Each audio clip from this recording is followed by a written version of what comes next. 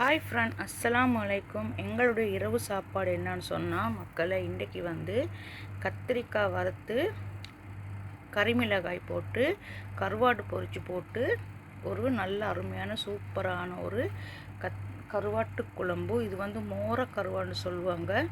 சரியா, இது நான் செஞ்சுக்க எப்படின்னு சொன்னால் இந்தியன் ரெசிபி தான் நான் செஞ்சுருக்கேன். நான் ஸ்ரீலங்கா தான். நான் இந்த கருவாடு குழம்பு இந்த முறையில் செஞ்சு பார்த்தா செம்ம டேஸ்ட்டாக இருக்கும். நான் ஷார்ட் வீடியோவில் போட்டிக்கிறேன் எப்படி கருவாடு குழம்பு செய்கிறேன்னு சொல்லி. சரி, அதை பாருங்கள். பேச்சுலருக்கெல்லாம் வெளிநாட்டில் வேலை செய்கிற பேச்சுலருக்கெல்லாம் இந்த கருவாட்டு குழம்பு செய்ய தெரியாதவங்க இந்த மாதிரி செஞ்சு பாருங்கள். அருமையாக சூப்பராக எம்மியாக இருக்கும். வேறு லெவல் இந்த கருவாட்டு குழம்பு. சரியா மக்களே, இதுக்கு கருவாடு பொரிக்கணும், கத்திரிக்காய் பொரிக்கணும். சரியா, பொரிச்சு தான் இந்த கருவாடு இந்த மாதிரி கருவாட்டு குழம்பு வைக்கணும். சரியா, அங்கே வெண்டிக்காய் புளிக்குழம்பு.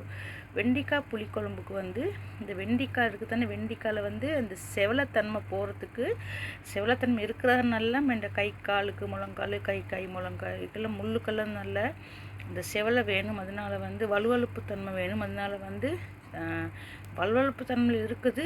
அதுக்கு இந்த கருப்பாக காலத்து இந்த கருப்பு கலரா அது கொரக்க புளின்னு சொல்லுவாங்க. அந்த புளி போட்டிருக்கேன் நான். அப்போ அந்த வலுவழுத்தன்மையெல்லாம் போயிடும். இந்த புளிக்குழம்பு வெண்டிக்காய் புளிக்குழம்பு வேறு லெவல், செம்ம டேஸ்ட்டு, செம்ம அருமையாக இருக்கும் இந்த வெண்டிக்காய் புளிக்குழம்பு. சரியாக பாருங்கள், பார்க்கவே செம்ம அருமையான ஒரு வெண்டிக்காய் புளிக்குழம்பு. இந்த ரெசிபியும் நான் ஷார்ட் வீடியோவில் போட்டிருக்கேன். சரியாக பாருங்கள். இதே மாதிரி நீங்கள் வெண்டிக்காய் குழம்பு செய்ய தெரியாதுங்க, இதே மாதிரி நீங்கள் செஞ்சு பாருங்கள்.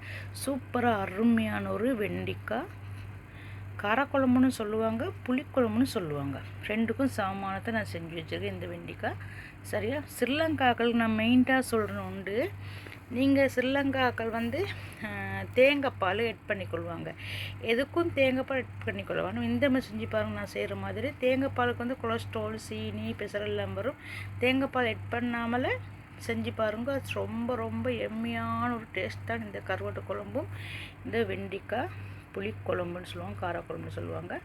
சரியா, மற்ற என்னன்னு சொன்னால் வழமை போல் பாஸ்மதி ரைஸ் வடித்து வச்சுருக்கேன். சரியா, பாஸ்மதி ரைஸு இங்கே 2 முட்டை அவிச்சு வச்சுருக்கேன். இதுதான் எங்களுடைய இரவு சாப்பாடு. சரியா, இன்றைக்கி நல்லா ஒரு அடிப்பொலியான ஒரு சாப்பாடு சாப்பிடலாம்னு நான் நினைக்கிறேன். சரியா, இந்த குழம்பில் யார் யாருக்கு பிடிக்கும் என்று கமெண்ட் பாக்ஸில் சொல்லவும். சரியா, சில பேர் என்ன வீடியோ பார்க்க விருப்பம் இல்லாதவங்க அன்சப்ஸ்கிரைபர் பண்ணிவிட்டு போவாங்க. அது பிரச்சனை இல்லை. மற்றது என்ன சொன்னால் எங்களோட மக்களுக்கு தானே சில பேர் பொறாமையில் சாக போகுது.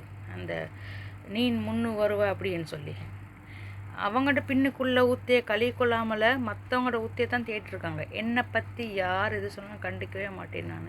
கள்ளிவலை ஐ டோன்ட் கேர். சரியா, அந்த மாதிரி ஒரு கேரக்டர் தான் நான்.